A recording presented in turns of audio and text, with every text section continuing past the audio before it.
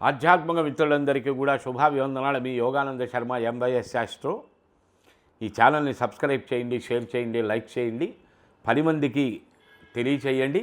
మంచి మంచి విషయాలు మీ ముందుకు తీసుకొస్తాను. ఇప్పుడు మనం తెలుసుకుంటున్న నక్షత్ర ప్రకరణంలో ఈరోజు మృగశిర అనబడేటువంటి, దీన్నే మృగశీర్ష అని కూడా అంటారు. మృగశిర నక్షత్రం యొక్క మొదటి భాగం ఈరోజు, రెండవ భాగం రేపటి రోజు తెలుసుకుందాం. మృగశిర నక్షత్రం యొక్క మొదటి పాదం, రెండవ పాదం వృషభ రాశిలో ఉంటాయి. మూడవ పాదం, నాలుగో పాదం మిథున రాశిలో ఉంటాయి. అది రేపు తెలుసుకుందాం. ఈ 1, 2 పాదములు వృషభ రాశిలో ఉచ్చలో ఉన్నందువల్ల, అధిపతి కుజుడై ఉన్నందువల్ల వేగవంతమైన ఆలోచన, వేగవంతమైన నడవడిక, వేగవంతమైనటువంటి ప్రణాళిక, గబగబ గబ గబ గబ తొందరగా మాట్లాడేస్తూ ఉంటారు. లోడా లోడా లోడా లోడా లోడా, కామా పులి స్టాప్ లేకుండా మాట్లాడతారు. ఎక్కడ పులి స్టాప్ ఉండదు, ఎక్కడ కామా ఉండదు, ఎక్కడ ఆపటం ఉండదు. సందర్భం ఏమిటో తెలియదు, ఏ సందర్భంలో ఎంతవరకు మాట్లాడి ఆపాలో తెలియదు. 100కి 90 మందికి వాళ్ళ వచ్చేటువంటి ప్రాబ్లమే ఇది. ఒక విషయం మొదలు పెడితే ఏ పాయింట్ గురించి మాట్లాడదలిచామో ఆ పాయింటే మాట్లాడాలి.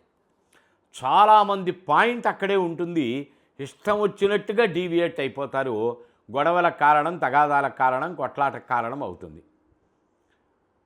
అందుకే మనకి మరి ఎవరు పుట్టించారో కానీ సాయిబాబా వారు అన్నారు అని చెప్పేసి బాగా ప్రాచుర్యంలో ఉంది. సచ్చుబోలో కుచ్చుబోలో మిఠాబోలో.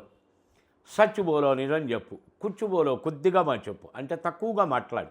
మిఠాబోలో తీయగా మాట్లాడు. పంచదార చల్లుతూనో పానక బెల్లం చల్లుతూనో మాట్లాడమని కాదు దాని భావం, మృదువుగా మాట్లాడమని. దానివల్ల ప్రేమానురాగాలు పెరుగుతాయి తప్ప తగ్గవు.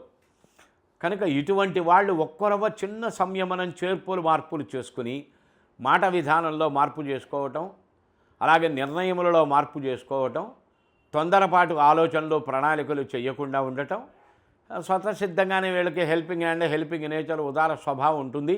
దాన్ని ఇంకా పెంచుకోవడానికి ప్రయత్నం చేయటం ద్వారా ఉచ్చస్థానముందున్న చంద్రగ్రహం యొక్క ఫలితాలు వీళ్ళు సంపూర్ణంగా పొందుతారు.